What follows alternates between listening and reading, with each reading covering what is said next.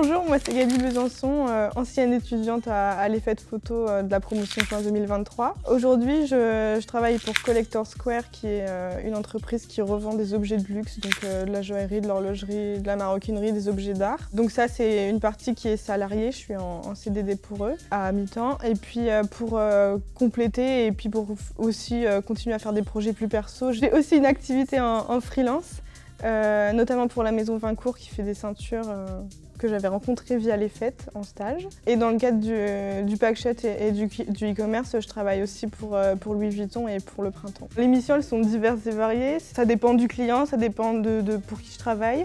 Je vais commencer par l'emploi en salariat parce que c'est quelque chose qui est récurrent. Enfin, c'est un mi-temps, c'est 3 jours par semaine, voilà. Là, les missions, c'est de réaliser les photos pour le site e-commerce de Collector Square. Donc c'est une entreprise qui revend des objets de luxe et de collection. Donc on couvre la joaillerie, de l'horlogerie et de la maroquinerie principalement et parfois des objets d'art. Donc voilà, donc là ça va être la réalisation des photos selon un cahier des charges défini et établi en amont par la direction artistique, etc.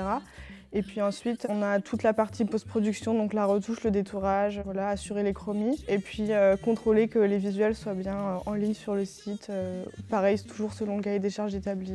Et puis en ce qui concerne les différents travaux en freelance, là ça va dépendre du client pour qui je travaille, mais si c'est aussi du packshot, donc de la photo de e-commerce, c'est aussi respecter le cahier des charges, établir enfin toutes les lumières qui sont prédéfinies, etc. Donc parfois on est libre un peu sur la lumière et puis parfois c'est déjà, tout est déjà en place et on a juste à shooter et à faire les ajustements de lumière selon les produits.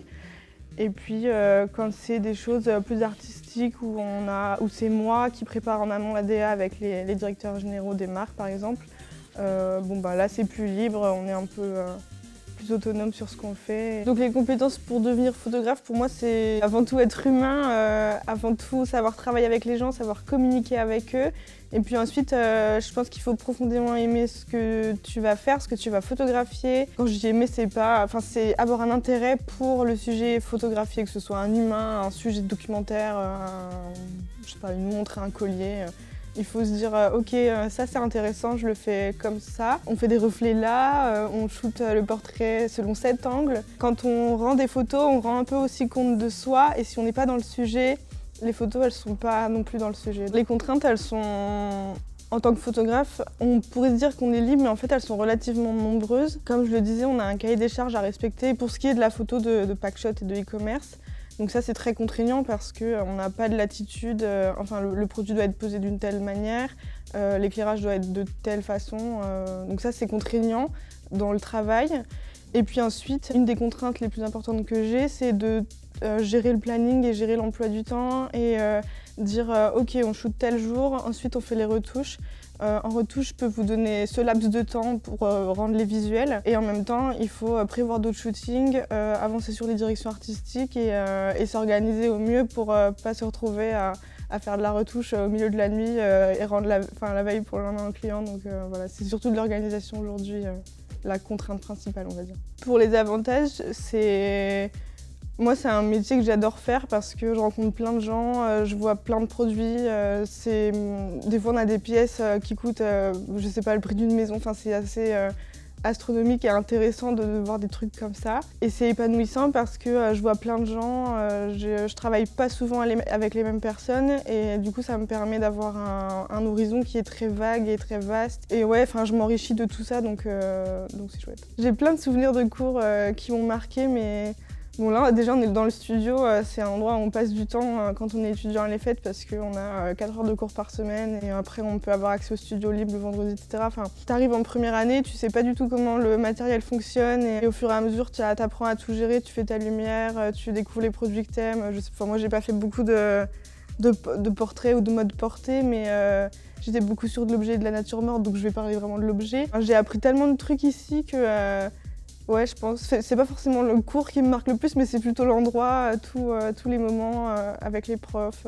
Les cours que j'ai préférés à l'EFET, je pense que c'est les cours de 3e année en graphisme. Ça peut être étonnant parce que c'est pas forcément de la photo.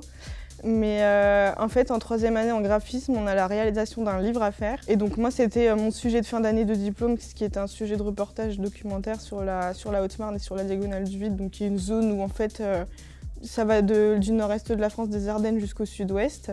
Et il y a autant d'habitants qu'en région parisienne, alors que c'est une bande de, je sais pas, 1500 km. C'est assez dingue comme endroit que ça puisse exister.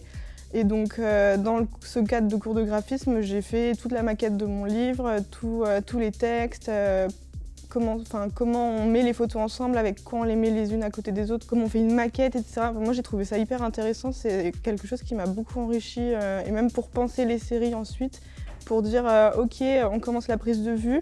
Là, on fait un portrait, mais qu'est-ce qu'on met après le portrait? Comment on raconte l'histoire et comment on fait pour que tout s'imbrique ensemble et que tout fonctionne? Donc, c'était hyper enrichissant. Il y a plein de monde qui m'inspire dans la photo. C'est assez... Alors, pas forcément sur de la nature morte, où là, je vais plus regarder les photos, je sais pas, des marques, de Louis Vuitton, de Chanel, etc. Où je ne vais pas forcément m'intéresser à un seul photographe, mais peut-être à l'ensemble des gens qui travaillent pour eux, ou à regarder un parcours global. Mais après, pour ce qui est du reportage, du documentaire, je regarde souvent tous les reportages du Monde de M le magazine, parce qu'on a souvent des projets qui sont pas forcément... c'est pas la une de l'actualité, c'est des projets qui sont plus longs, qui sont sur des sujets plus spécifiques, plus précis. Et moi, c'est un truc que j'ai toujours beaucoup aimé. Parce que la photo, d'un côté, c'est une chose, mais pour moi, la photo sans texte, on ne peut pas forcément la comprendre parce qu'il y a autant d'interprétations qu'il y a d'humains. Donc, j'aime bien les côtés où, ok, j'ai ma photo, mais j'ai aussi mon texte et on me raconte l'histoire et je peux comprendre les choses. Et je vois des choses et je dis, ok, ça, on me dit ça parce que dans le texte, c'est écrit ça, et voilà. Je donnerais comme conseil aux étudiants de pas se reposer sur leurs acquis, de pas penser que ok, maintenant ils sont diplômés, s'ils ont fait une école pendant 3 ans, ils savent tout, parce qu'en fait on peut pas tout savoir. Surtout il faut pas se fermer aux critiques. Quand je dis critique, c'est pas critique dans le sens où on va descendre un projet, on va te dire ah bah ça c'est nul, nanani, nanana. Non, il faut des choses constructives. Mais il y a des gens qui vont venir critiquer, ils vont dire ok, ça dans ton projet c'est très bien, mais ça par contre ça tient pas forcément. Et moi à ta place j'aurais fait ceci ou cela. Et je pense qu'il faut toujours rester ouvert aux idées des autres et se nourrir en fait de tout le monde. Tu vois, quand on dit qu'on va voir des expos, quand on dit qu'on s'intéresse aux travaux de photographes, ben en fait c'est ça aussi qu'on fait, c'est notre propre critique à travers le travail des autres.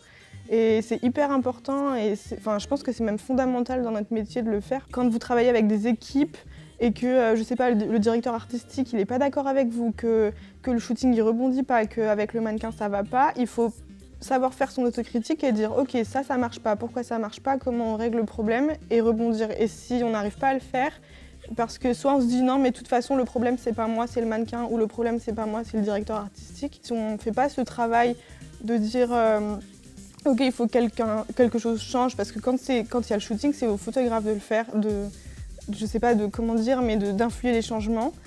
Et si on ne sait pas le faire, bah, le shooting il est raté, et un shooting raté c'est pas bon.